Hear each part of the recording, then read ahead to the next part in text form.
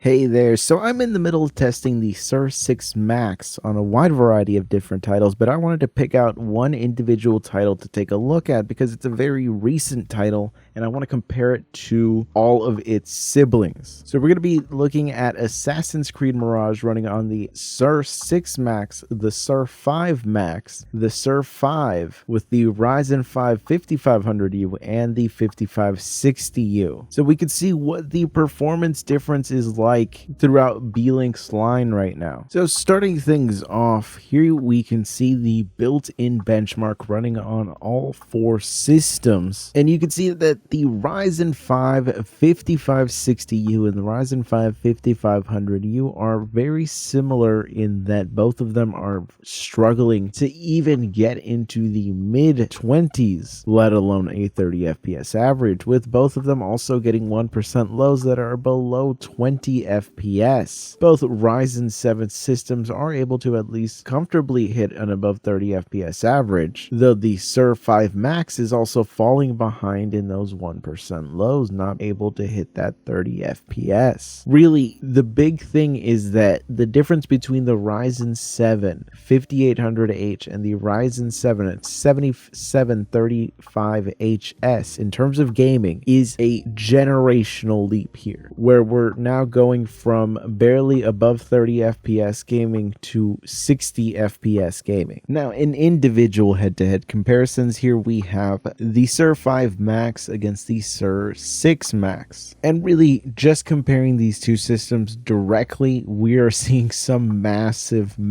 gains on the SER6 Max. In the final result, the 1% low actually ended up being a massive 75% higher on the SER6 Max, while the FPS average also saw a pretty significant 63% increase. So already we're looking at a top of the line Vega iGPU system against top of the line RDNA 2, and the difference is pretty significant for what is a brand new title that just came out this year a couple of days ago. At this point it might be a couple of weeks.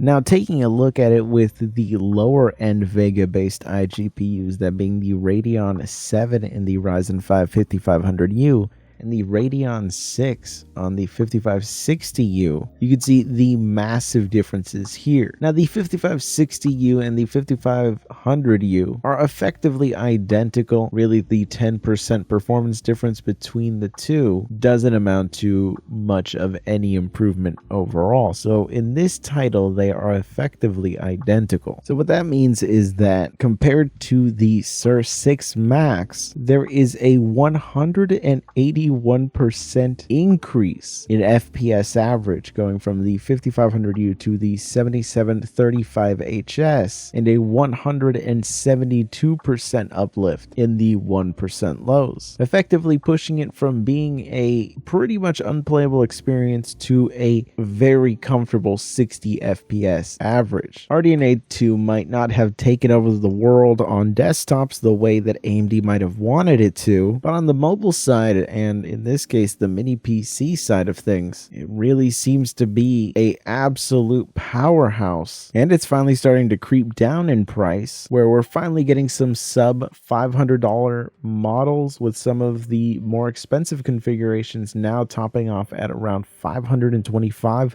which is not a bad price at all. But of course, I am going to keep testing this system. We're going to get some big benchmark videos with a lot of different titles to really see how good RDNA 2 is, not just in modern titles, but older titles and even older unoptimized titles. So stay tuned for that deep dive. I'll catch you guys next time.